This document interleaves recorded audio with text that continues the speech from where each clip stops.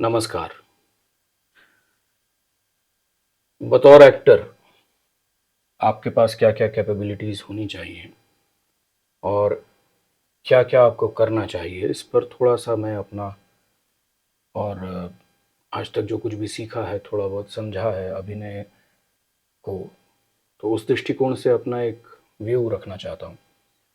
जो मुझे लगता है कि बहुत सारे जो अभिनेता बनने के पक्ष में हैं या रंगमंच से जुड़ना चाहते हैं या आगे चल के फ़िल्मों से जुड़ना चाहते हैं, उनको थोड़ी-सी उसमें सहायता हो जाएगी।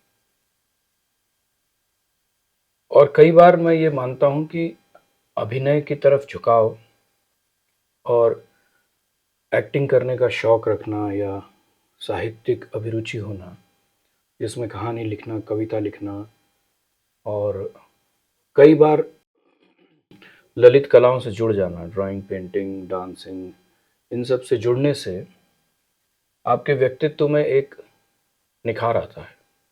आप चीज़ों को ज़्यादा बेहतर तरीके से समझते हैं और क्योंकि अभिनय के साथ एक पात्र भी जुड़ जाता है।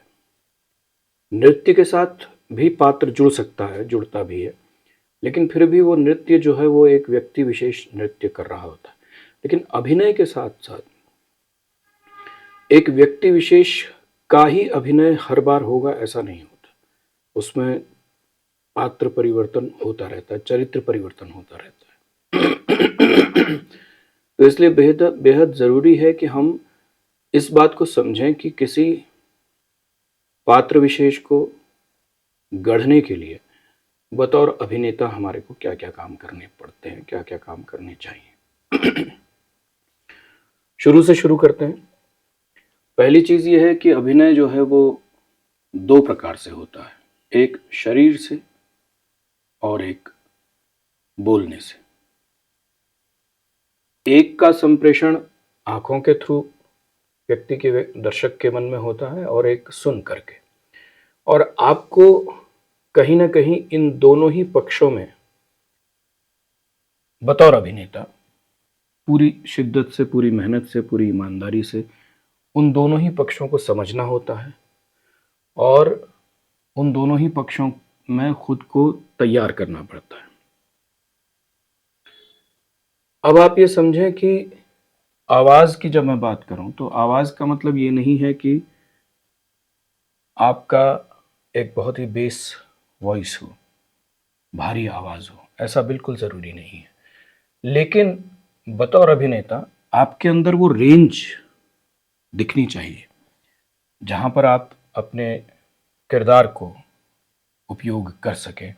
उस पर्टिकुलर पिच में उसको लेकर के और उसके साथ अपनी बॉडी के डिफरेंट अंगों को इस्तेमाल करके आवाज़ को प्रोड्यूस कर सकें उस पर्टिकुलर किरदार के लिए और पर्टिकुलर किरदार में भी किसी पर्टिकुलर मूड में उस किरदार के लिए। तो ये एक बहुत बड़ा रेंज है जिसको आपको समझना पड़ेगा। केवल सुर समझ लेने से आप अभिनय की आवाज़ को नहीं समझ सकते, आपको उसके आगे भी जाकर के काम करना पड़ेगा। दूसरा है आपका शरीर।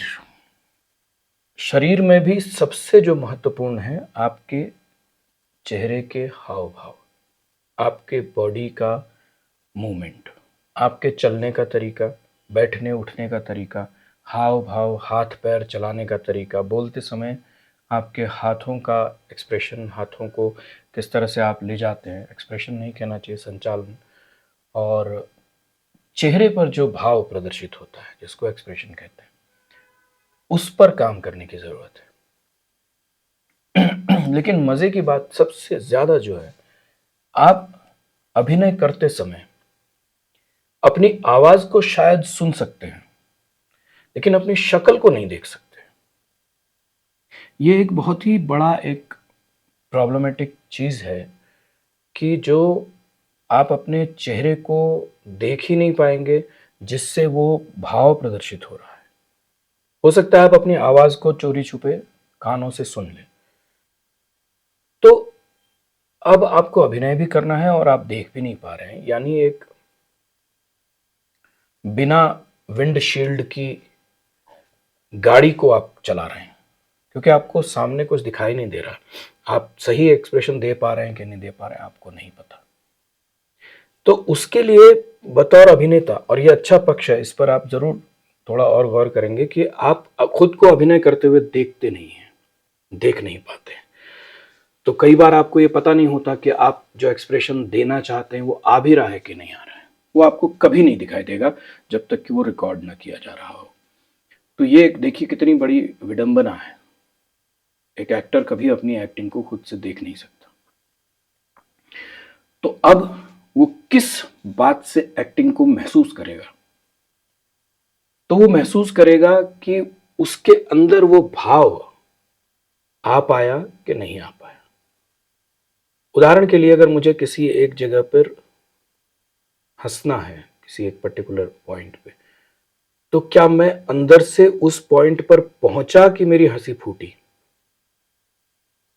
या मुझे किसी एक पर्टिकुलर डायलॉग पे रोना है तो मैं भावनात्मक रूप से इतना चार्ज हुआ और उस डायलॉग पर आते आते मैं रो पड़ा? क्या अंदर ऐसा हो रहा है? ये गुस्सा, क्या उस सामने वाले की बात पर मेरे को ऐसा टेम्परामेंट मेरा बड़ा बड़ा बड़ा लूज हुआ, लूज हुआ, लूज हुआ, और अल्टीमेटली मैं चिल्ला पड़ा किसी एक डायलॉग पे? तो ये भाव मेरे अंदर डेवलप हो रहा है कि नहीं हो रहा है, ये शायद मैं महसूस कर सकता हूं। ये मैं महसूस कर सकता हूं। मैं अपना एक्सप्रेशन नहीं देख सकता, और जो मैं महसूस कर रहा हूं उसको दर्शक कभी देख नहीं पाएगा, क्योंकि महसूस तो दिल से होता है। हो सकता है कई दर्शक मेरे एज एन एक्टर उस भाव को पहले ही प्राप्त कर लें। कई होते हैं जिनको किसी बात पर थोड़ा पहले हंसी आ जाती है, थोड़ा पहले गुस्सा आ जाता है, अबे कुछ कर क्यों नहीं रहे हो, या थोड़ा पहले रोना आ जाता है। आपको कब आएगा? जब आप उसके थ्रू जाओगे। तो ये थोड़ी जटिलता आपको शायद अभिनय के प्रदर्शन की समझ में आई होगी। अच्छा, तीसरी जो चीज है, हमारा शरीर, हमारे मनोभाव, एक्सप्रेशंस, जिनको नियंत्रित हम करते हैं मस्तिष्क के थ्रू। हमारी आवाज में उतार चढ़ाव, तीव्रता, मध्यम, स्पीडली बोलना, जो कुछ भी होगा वो हमारी दिमागी कसरत से होगा। अगर हमारा दिमाग बहुत आलसी है, हम इस समय थके पड़े हैं, शरीर में ऊर्जा नहीं है, तो हम आराम आराम से ही बोलेंगे, चाहे गुस्सा भी आ रहा हो तो हम, हो सकता है उतनी उत्तेजना हमारे अंदर ना आए। लेकिन वो चरित्र की निर्भरता, डिमांड ज़्यादा है, उसकी आवश्यकता ज़्यादा है, तो हम वहाँ पीछे रह जाएंगे। तो इसलिए आपका शरीर बिल्कुल स्वस्थ होना चाहिए। पहली चीज़, आपके अंदर भरपूर ऊर्जा होनी चाहिए, अधिक भी नहीं, कम भी नहीं। दूसरा, आपके दिमाग में उस पर्टिकुलर भाव से जुड़े हुए उस घटनाक्रम का अनुभव होना चाहिए, अथवा आपके अंदर उस किरदार का एक पूरा बैकग्राउंड होना चाहिए। जिस पर मैं सबसे ज्यादा फोकस करता हूं, जिस पर मैं सबसे ज्यादा मेहनत करवाना चाहता हूं या करना चाहता हूं, वो यह है कि उस किरदार का बैकग्राउंड। हम सब जानते हैं कि हम अचानक से, अगर कोई 30 साल का लड़का है या 25 साल का लड़का है या लड़की है, वो अचानक से तो 25-30 साल के हुए नहीं। वो भी छोटे पैदा हुए, उनके भी माँ बाप रहे, उनके फिर वो धीरे धीरे बड़े हुए, उनकी पढ़ाई लिखाई हुई, और बड़े होने के बाद वो 30-25 साल के हुए। 25 साल के युवक या युवती के जीवन में एक घटनाक्रम हुआ, उस घटनाक्रम का 15 मिनट या 1 घंटा उस संवाद में निहित है। अब जैसे कोई आप नाटक उठाकर देखेंगे तो आप देखेंगे कि एक पर्टिकुलर एज है, 25 वर्ष, 4 महीने, 34 दिन और ये घंटा, ये घटनाक्रम उसके साथ होती है। तो आपको उस वो व्यक्ति को 0 से पकड़ के 25 साल तक की उसकी जर्नी के कुछ महत्वपूर्ण घटनाक्रमों के बारे में आपको पता होना चाहिए, या कम से कम ये पता होना चाहिए कि आज जो घटनाक्रम हो रहा है या होने वाला है या स्क्रिप्ट में जो लिखा गया घटनाक्रम है, वो घटनाक्रम उसको कैसे ट्रिगर करेगा, उसके किसी मेमोरी को, उसके किसी व्यक्तित्व को। उदाहरण देता हूं। हम सबको बचपन में माँ बाप से डांट पड़ी होती है, मार पड़ी होती है, और जाने अनजाने या बहुत सारे होंगे ऐसे बच्चे जिनको नहीं पड़ी होगी, लेकिन आमतौर पर ये एक बात है कि आपसे अगर पूछा जाए कि आपके पापा ने जब आपको पहली बार मारा, थप्पड़ मारा, आपको वो मोमेंट याद होगा। उससे पहले आप बच्चे थे, आप अपनी ज़िंदगी बड़े आराम से जी रहे थे, पापा से खिलौनों के लिए ज़िद करते थे, खाने के लिए कुछ ज़िद करते थे, और पापा आपकी ज़िद पूरी कर देते थे। लेकिन उस दिन ऐसा कुछ हुआ कि पिताजी का मूड खराब था या जो कुछ भी था, उन्होंने आपको एक थप्पड़ मार दिया। अब वो थप्पड़ पड़ गया। अब आपके अंदर एक डर बैठ गया उस व्यक्ति के लिए, जिससे आप बेझिझक होकर के अपनी सारी बातें कहते देते, अपनी सारी डिमांड्स बिना सोचे समझे आप रख देते। लेकिन क्या उसके बाद आपका वो रिलेशनशिप जो उस थप्पड़ पड़ने से पहले था, उसके बाद क्या वो वैसा ही रह गया या उसमें कुछ बदलाव आया? इसमें हम माँ को लाते हैं। एक बच्चे ने पहली बार पिता से मार खाई और माँ को समझ आया कि बच्चे को बुरा लगा, और बच्चा रोया, वो सुबक सुबक के रोया, और फिर रात को वैसे ही सो गया।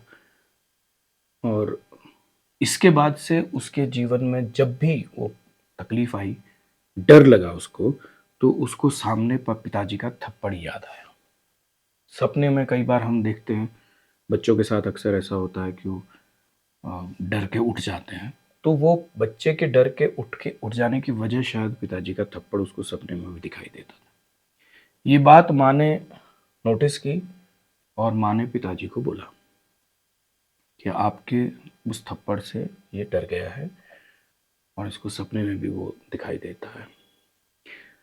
अब आप एज अ फादर आए बच्चे के पास, बच्चे को उसने बोला कि भैया ऐसा है कि इंसान है, उसको कभी कभी गुस्सा आ जाता है, और वो गुस्से में जैसे आप जिद करते हो, पापा लोग परेशान होते हैं, उनको चिढ़ मच जाती है, तो वो कभी कभी मार देते हैं। लेकिन वो पापा पापा ही रहते हैं, बच्चे बच्चे ही होते हैं, बच्चों को हक है कि वो जिद करें। और थोड़ा बहुत काउंसलिंग टाइप से हुई तो बच्चा थोड़ा नॉर्मल हुआ।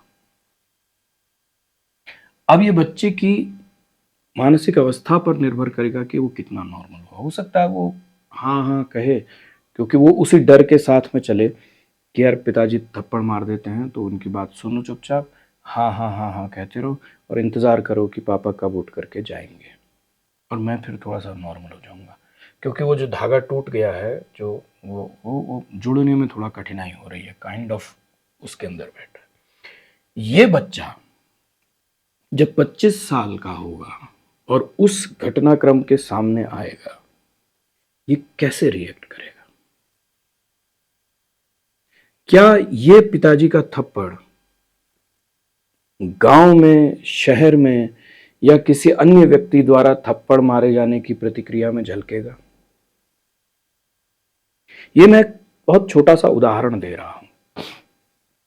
हम जब भी कोई स्क्रिप्ट पढ़ते हैं, कोई डायलॉग पढ़ते हैं, तो हमें इतना बैकग्राउंड नहीं बता सकता, कोई भी नहीं बता सकता। हालांकि राइटर के दिमाग में रहा होगा, डायरेक्टर के दिमाग में ये रहा होगा कि इसका कुछ ना कुछ बैकग्राउंड है, और अनंत बैकग्राउंड है। 25 साल, अगर नाटक में 15-20 कैरेक्टर है और कोई 65 साल का है, कोई 40 साल का है, कोई 30 साल का है, कोई 20 साल का है, तो सोचो कितने सालों का निचोड़ उस जगह आ रहा है। फिर इन सब 20 किरदारों के, 15 किरदारों के इतने वर्षों का अनुभव, क्या यहां पर कोई रिफ्लेक्शन उसका आएगा? कि कोई 65 साल का आदमी जिसने उस बच्चे को, अपने बेटे को थप्पड़ मारा होगा, क्या वो रिफ्लेक्शन दिखाई देगा? उसका पश्चाताप दिखाई देगा? इस तरह से हम चीजों को जोड़ते चले जाते हैं या घटाते चले जाते हैं। जोड़ने की जरूरत वहां पड़ती है जहां पर हम उस मनोविज्ञान पर बात करना चाह रहे हो। घटाने की जरूरत पड़ती है जब हम उसका कोई यहां पर उपयोग नहीं कर पा रहे हैं। तो आप बहुत साधारण तौर पर इस बात को मान लेते हैं कि इस पर्टिकुलर घटनाक्रम में इसके पास्ट का कोई एक पॉइंट ट्रिगर करेगा और उस एक्सपीरियंस के अकॉर्डिंगली ये किरदार रिएक्ट करेगा, ये किरदार रिएक्ट करेगा, ये किरदार रिएक्ट करेगा। सबका रिएक्शन अलग अलग होगा।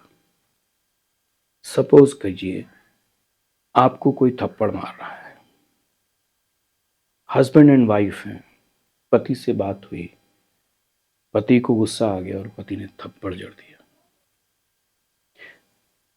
वाइफ का कोई पास्ट एक्सपीरियंस उसको रिफ्लेक्ट करेगा। ये सारी चीजें हो सकता है डायरेक्टर ना बताएं, हो सकता है राइटर इतना ना लिख पाए, लेकिन ये एज एन एक्टर आपकी रिस्पॉन्सिबिलिटी बन जाती है कि आप इसके रिएक्शन का कारण पास्ट में खोजें। उसको अगर आपके पास ऐसी कोई मेमोरी है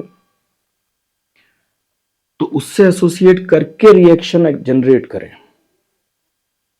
ये व्यक्ति एक काम कर रहा है, इसका पास्ट खोजना है, उस पास्ट को अपने एज एन एक्टर अपने पास्ट से जोड़ना है और उसको फिर इस सिचुएशन में ला करके आपको दिखाना है, प्रदर्शित करना है। This is the journey. Mental level पे, दिमागी तौर पर आपको इतना जोड़ घटाना, गुणा भाग करना पड़ेगा जो कहीं इन राइटिंग नहीं आएगा, लेकिन वो आपके अभिनय में प्रदर्शित होगा, आपके नजर उठाने तक में वो दिखाई देगा।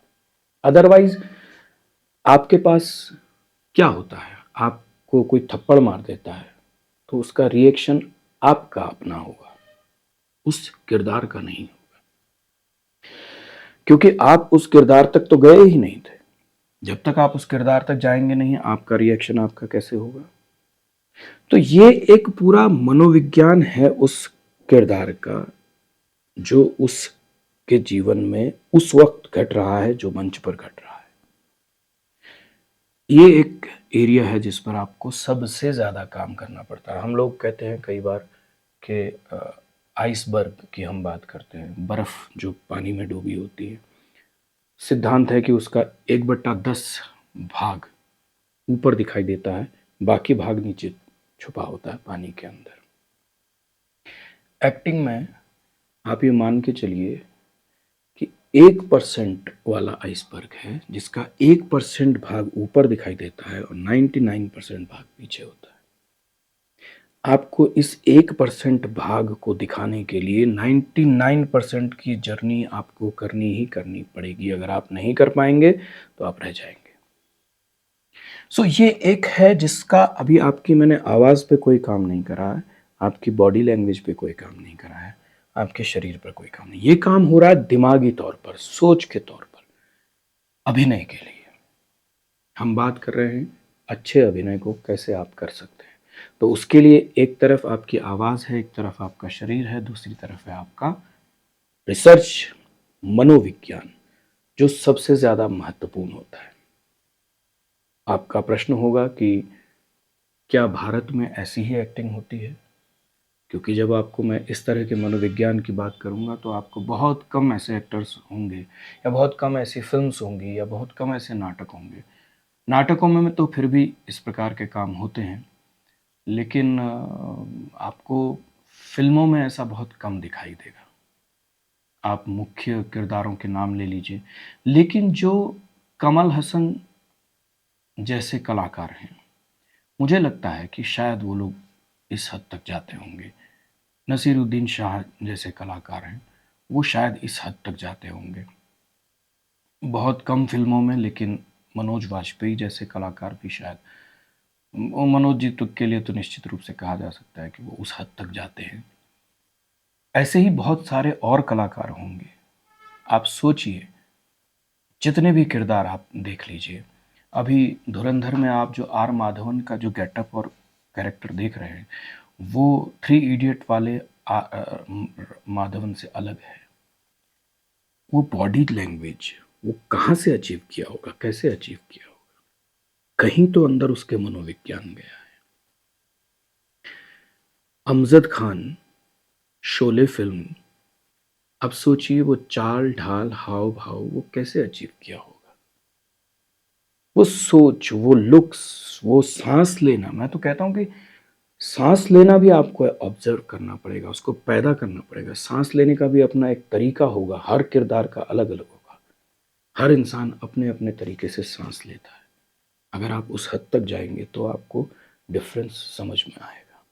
मैं नहीं जानता ये आपके जीवन में कितना उपयोगी होगा, लेकिन एक जो सबसे बड़ी इसकी उपयोगिता है कि आप संपूर्ण संसार के जितने भी मनुष्य होंगे उनके विषय में, उनके दृष्टिकोण से आप सोचने में सक्षम हो जाएंगे। जो लोग, बहुत सारे लोग हैं जो चाय नहीं पीते, उनका चाय न पीने के पीछे एक लॉजिक होगा। आप क्या उस लॉजिक से सहमत होंगे? मैं एक उदाहरण देता हूं। बहुत सारे लोग महात्मा गांधी जी को आदर्श मानते हैं, बहुत सारे लोग महात्मा गांधी जी के विरुद्ध भी बोलते हैं। आप विरुद्ध बोलने वालों को, उनका अपना एक नजरिया होगा। इस संसार में कुछ भी सही या गलत नहीं होता है। जो बहुप्रचलित होता है वो सही मान लिया जाता है, और जो कम प्रचलित होता है उसे गलत मान लिया जाता है। तो इसलिए आपको ये देखना पड़ेगा कि आप उस बात पर सहमत हो चाहे ना हो, लेकिन उस व्यक्ति के नजरिए तक पहुंचना पड़ेगा कि कोई आदमी गांधी जी की बुराई करने में क्यों तुला हुआ है, क्यों वो सक्षम है। उसके अपने कारण होंगे। उन कारणों से वो गांधी के विरुद्ध बोल रहा है। एक व्यक्ति अपनी पूरी जिंदगी गांधी जी के जीवन दर्शन को समर्पित कर देता है। वो वैसे ही जीना चाहता है, वो वैसे ही रहता है, वैसे ही खाता है, वैसे ही पीता है। अहिंसा उसके लिए सबसे बड़ा धर्म हो जाता है। क्यों? वो कौन सी चीजें हैं जो उनको ये सब करने पर, दोनों ही समर्थन में और विरुद्ध में, दोनों करने पर विवश करती है? ये आपको समझ में आने लगेगा। इसका एक और फायदा ये होता है कि आप अपने व्यक्तिगत जीवन में घट रही घटनाक्रमों को समझने में भी आप समर्थ हो जाते हैं। कोई आपको छोड़कर चला जाता है, वो छोड़कर इसीलिए गया ना क्योंकि उसके पास कोई एक छोड़ने की वजह होगी, तो वो आपको छोड़कर चला गया।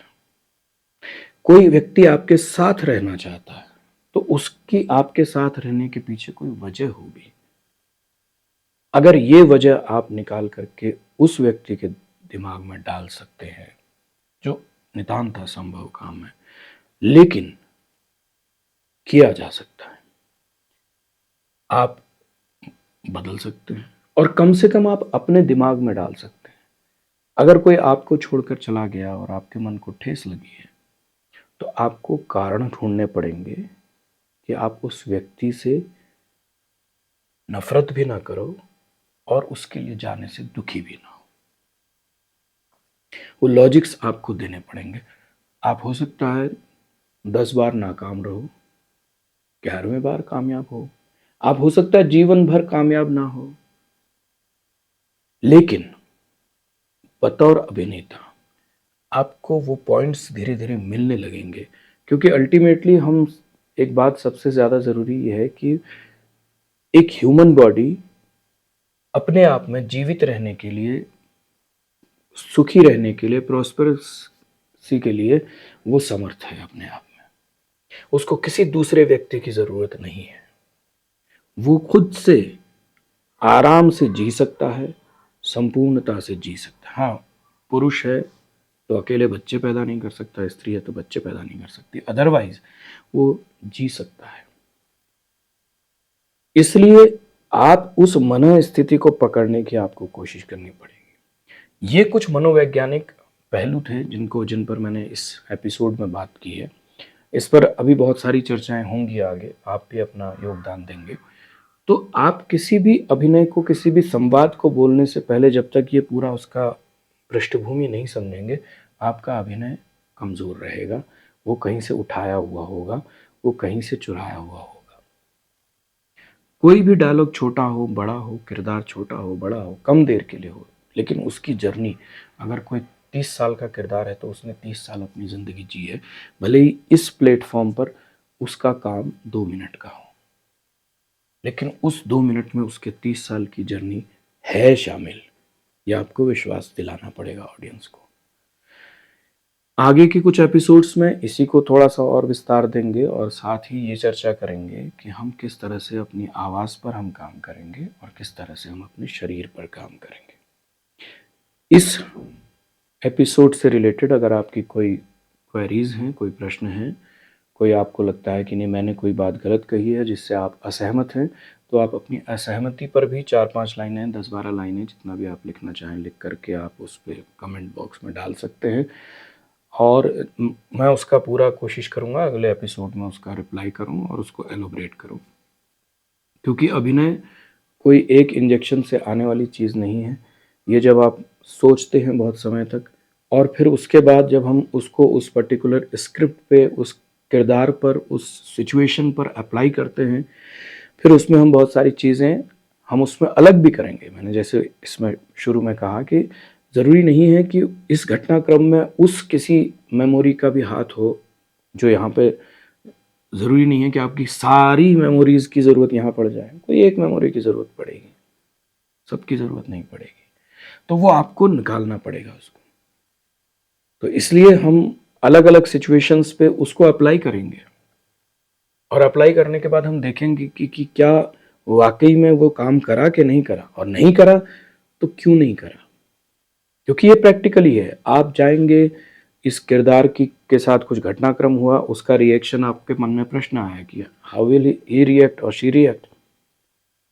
आपने सोचा कि यार मेरे साथ अगर ऐसा होता तो मैं शायद इसमें करता और उसमें करता, तो उसके बाद जब आप उसको करोगे तो आपको फिर ये लगेगा कि हाँ मैं ऐसे करता, बट हो सकता है दूसरा दूसरी तरह से करता। तो इसलिए आप अपना एक लॉजिक दोगे, फिर उस लॉजिक को, उसकी उपयोगिता देखोगे, वो यहाँ पर सूट कर रहा है कि नहीं कर रहा है, ठीक लग रहा है कि नहीं लग रहा है। अगर वो ठीक लग रहा होगा तो ठीक है, नहीं लग रहा होगा तो फिर आपको दूसरा लॉजिक लेकर के आना पड़ेगा और उसके हिसाब से रिएक्ट करना पड़ेगा। ठीक है, तो इस एपिसोड में इतनी ही बात करते हैं। इसके बाद भी मैं इसी टॉपिक पर आगे अगले एपिसोड में आपके प्रश्नों के साथ और अपनी सोच के साथ, समझ के साथ मैं इसका अगला एपिसोड तैयार करूँगा और उसके बाद फिर हम आगे इसको चर्चा को बढ़ाएंगे।